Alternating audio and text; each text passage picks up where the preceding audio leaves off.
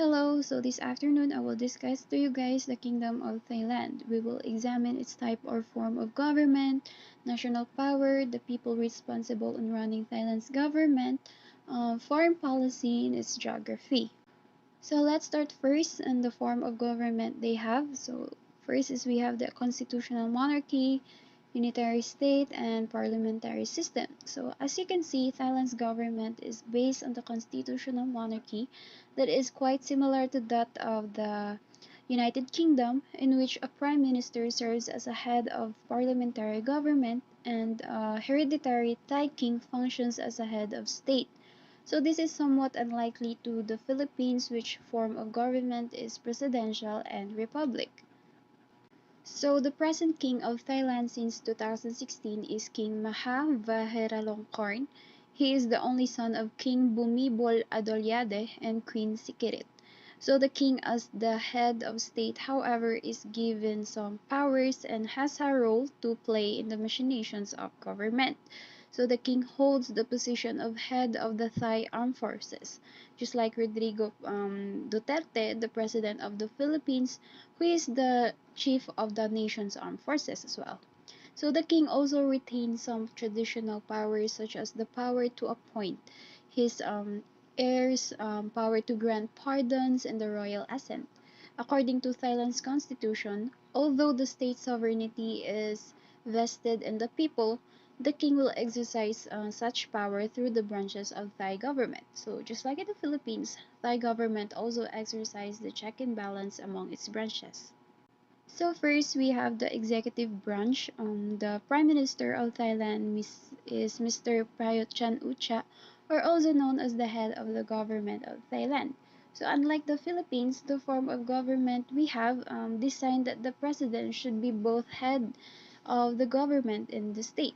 So the Prime Minister is in accordance with the Constitution selected first by an election in the lower house, then officially appointed by the king.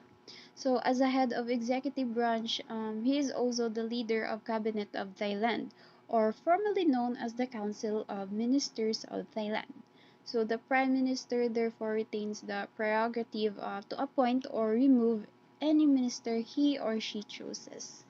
So next is the legislative branch. So just like in the Philippines, Thailand's legislative body is also composed of two chambers or bicameral system in which comprises of two houses. So first is the Senate and next is the House of Representatives.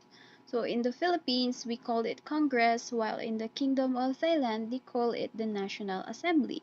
So National Assembly has 630 members. Meanwhile, in the Philippines, we have like maybe 300 plus or something. Okay, so both houses of the National Assembly meet at the Parliament House of Thailand. So the President of the House of Representatives is the President of the National Assembly, while the President of the Senate is the Vice President of National Assembly. Following is the judiciary or judicial branch. So judiciary is composed of four distinct systems. First is the Court of Justice, next is the Administrative Court, then military courts and the Constitutional Court of Thailand.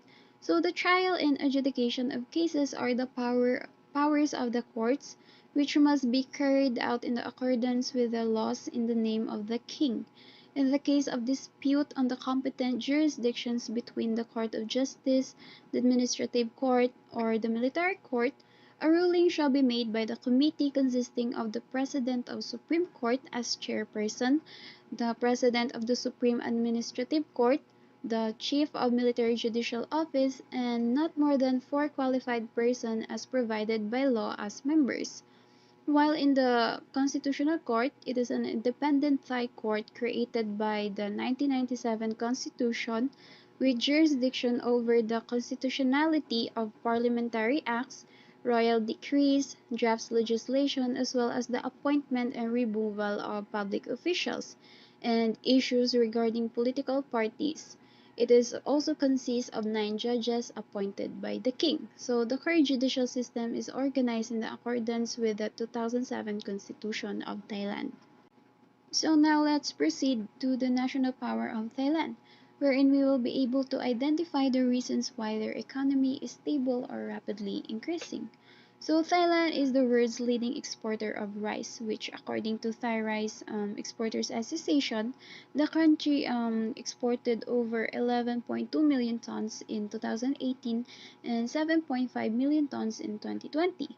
So Thailand is also a major exporter of shrimp, wherein they are titled as the world's leading exporter of shrimp products, supplying over 20% of the world's trade in shrimps and prawns. So other agricultural products include coconuts, corn, rubber, soybeans, sugarcane, and tapioca. Next is gypsum. Gypsum is a soft sulfate mineral composed of calcium sulfate dihydrate, which commonly used to manufacture of wallboard, cement, plaster of Paris, soil conditioning, or hardening retarder in Portland cement. Or in short, the material used to build the houses and establishments has this component existing. So Thailand is the world's second largest exporter of gypsum after Canada, even though the government policy limits gypsum exports to prevent price cutting. So the latest data of gypsum's export from Thailand total of $179 million in 2019. So beside of the aforementioned, I also list all the top 10 Thailand's export. First on the list is machinery, including the computers comprising of $37.7 billion or 16.4% of total export.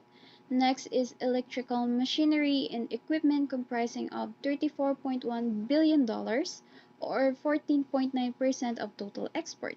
Next is vehicles with $24.1 billion or 10.5% of total exports. Gems and precious metal worth $18 billion or 7.9% of total exports. Next is rubber and rubber articles worth $15 billion. Plastic and plastic articles worth $11.9 billion. Meat and seafoods preparation $6.6 billion. Mineral fuels including oil, which is the $6.1 billion. Optical technical medical apparatus, $4.1 billion. And lastly, fruits and nuts worth $4.2 billion of total exports.